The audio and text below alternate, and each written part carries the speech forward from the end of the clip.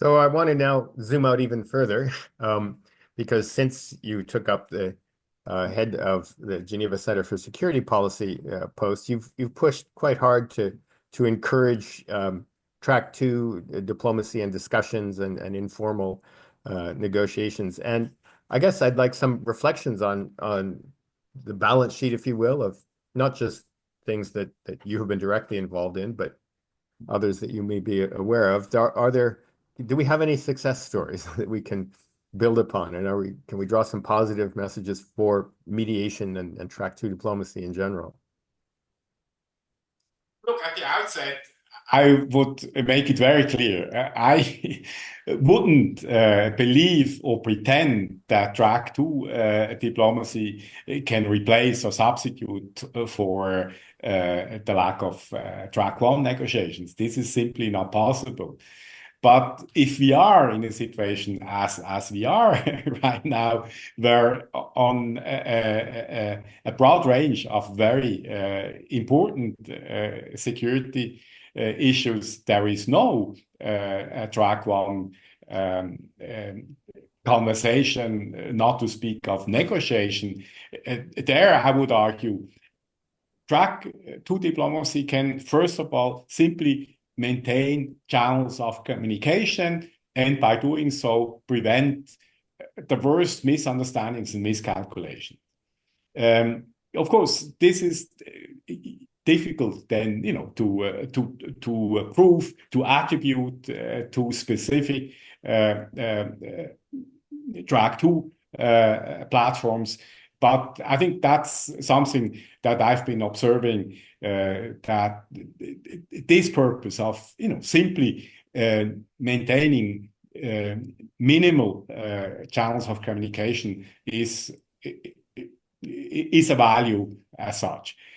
Then beyond that, yes, I have witnessed now, my center runs for the time being about 16 informal tracks on issues that relate very much to, let's say, geopolitics, strategic stability. We have a number of tracks between Russians and Americans, but we have also started now tracks that facilitate dialogue between Americans and Chinese. We have tracks that have a geographic focus. We work on the Arctic, for instance, the Eastern Mediterranean. Um, so, I would say specifically, I would argue that one of our strategic stability tracks has contributed to producing this US non-paper that was sent to Moscow in mid-September last year. Unfortunately, there was a very negative Russian response, but at least I think it was a track 1.5 that we operated, that triggered that paper.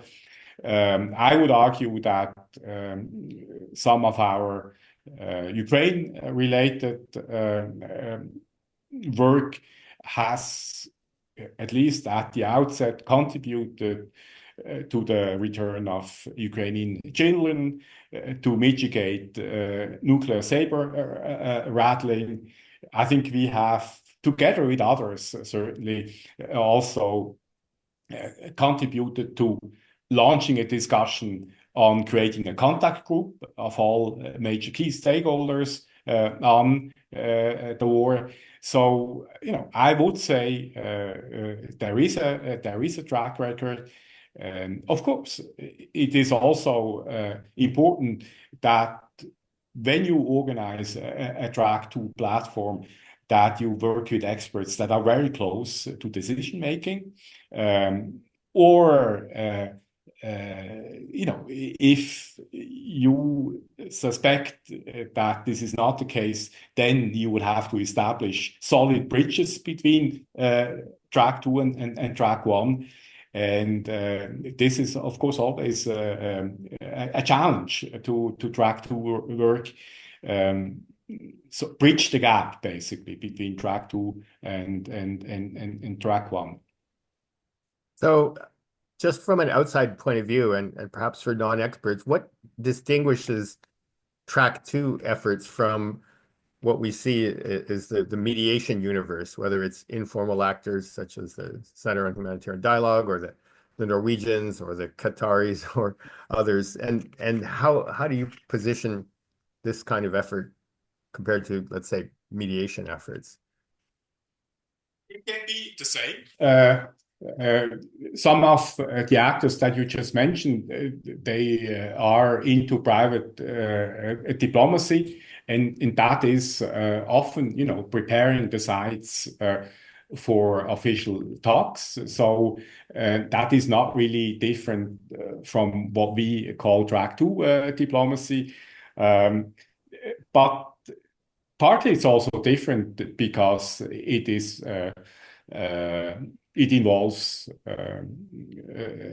track two actors that would gather on informal platforms. So in a way, formally speaking, it's a track 1.5. I mean, for instance, what the Qataris did in trying to get an agreement on protecting energy infrastructures. I think that, in my sense, is perhaps even a confidential track one negotiation, based on a shuttle diplomacy approach. So it depends on the stakeholders that you have on board.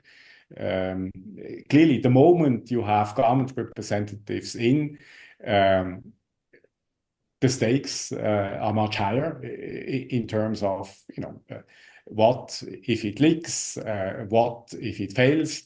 That's the advantage of a pure track two track. There is full deniability. If governments don't like it, they can deny it. If it works well, then they can claim success. So it basically, track two diplomacy is an ideal tool for governments to manage risks. I think one of the big takeaways from what you've been saying is twofold, that it's like conflict prevention. When it actually achieves something, it's very hard to see. The bad things that didn't happen, or the dogs that did not bark. And the second is that there is a lot of it going on. Everything from energy infrastructure to grain to repatriating children to other conflict zones around the world. And that's perhaps an encouraging message, at least, that the system is adaptive enough that we're still trying to promote the kind of tools that will mitigate, if not end, some of these serious conflicts. So I think that's a strong message here. I want to now shift backwards in a sense, because I know that one other part of your career was in development cooperation. And you mentioned at the outset that you thought that things like the SDGs, Sustainable Development Goals in 2016 were a major multilateral achievement, and that might be the nearing the end of the great phase of cooperation. We are 2/3 of the way through. I think the SDG commitment was to move towards 2030. And on many of them, there has not been exemplary progress, although perhaps there are some bright spots. And have you followed, to some extent, the evolution of the development policy frameworks, and in particular, the way in which development and security concerns have been brought together? And what are your reflections on how we've advanced on that agenda?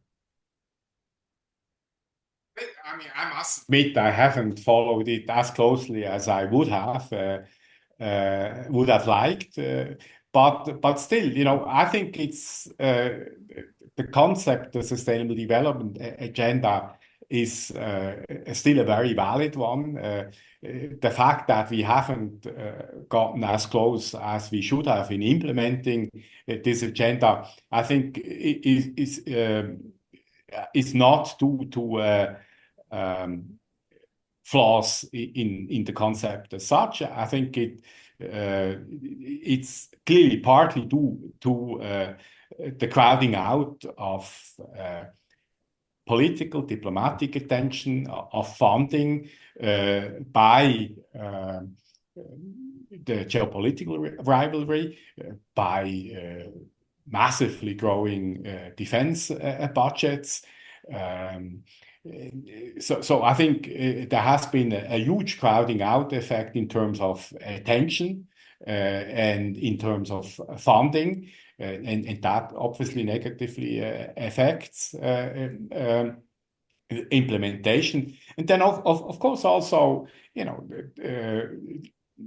leaderships, political leaderships of many countries, more resorting to pure transactionalism, not really believing and investing in multilateral institutions, doesn't help either. So, in a nutshell, I think it's not the concept as such that is flawed, but it's lack of commitment by member states. And of course, there is an enormous distraction by geopolitical rivalry and a lack of also political leadership by major powers. I think that would be my assessment. So I'm going to close on a question that should be fairly obvious, but you are and have been a Swiss diplomat, both in your career as an ambassador, but also some of your other roles. And I wonder if you can give us some reflections on what you think might be the present and future role for Swiss diplomacy. Is it the same as we've seen over the past few decades? We know that neutrality has been stretched and pulled in different directions, but and that Switzerland's traditional role as a sort of neutral go-between has also been challenged. The Russians have rejected the idea that Switzerland is neutral. There are other players such as the Qataris and Turkey that are more active in this. So what's the particular special sauce or niche that Switzerland can occupy going forward, given its strong, sustained commitment to promoting peace? I was lucky enough to be part of those Swiss diplomats that had the opportunity to shape Swiss foreign policy as our country came out of the Cold War. And I think a lot of energy was put into creating a toolbox for managing and resolving conflict. And I think the good news is these tools are still out there. They're still relatively well funded, even though there is also here a crowding out effect to pressures by the defense budget and by also partly the need to reallocate funds to the reconstruction of Ukraine. But still, the tools are still out there. There is a lot of expertise, and there is still, quite a bit ongoing in terms of an active Swiss peace policy. What I would hope for the future is that there is again this strong political commitment that we had at the turn of the millennium, where there was really a strong sense by both the Swiss government, the parliament, but also the Swiss people that promoting peace, managing conflict, resolving conflict is at the core of Swiss foreign policy. And I think here I would, expect again more political commitment to these objectives that are, by the way, part of the Swiss constitution now. And look, Switzerland's neutrality has been adapted to the challenges of our international environment, but it has not fundamentally changed. It still allows to actually, I would argue it obliges Switzerland to conduct an active foreign policy. A neutral state in the 21st century needs to be seen as useful by the international community. Only then neutrality makes sense as perceived by the international community. So I think there is still there are expectations, but there is also a space for Switzerland to assume an active role in promoting peace. And this also pertains to the perception by, those that seem to be, if you believe the public narratives, skeptical, as for instance, the Russians. I think when it comes to differentiating between more and less unfriendly countries, we are still in a category of the less unfriendly countries. And I think there is still quite some trust out there to assume roles in facilitation. And I do see that through the work of my own center. I think from the fact that we are based in midst of international Geneva in a neutral country is very important for the credibility of our track two work that we do. So a last personal question. You recently received an award congratulating you on your many contributions to peace promotion and diplomacy and Western values. And I recall that one of the things you said was that you didn't feel that you were finished, that this was not the ultimate end of your career. So what's next for Ambassador Thomas Greminger? For the time being, as long as I'm at the helm of an organization that can offer informal space for dialogue, I will certainly continue to do that. If there are other challenges coming up in international affairs, promoting peace and security, I'm still, I still have lots of energy and yeah, and I have 35 years of expertise that I'm willing to make available. Well, I certainly, and I'm sure many others, look forward to seeing where this journey takes you.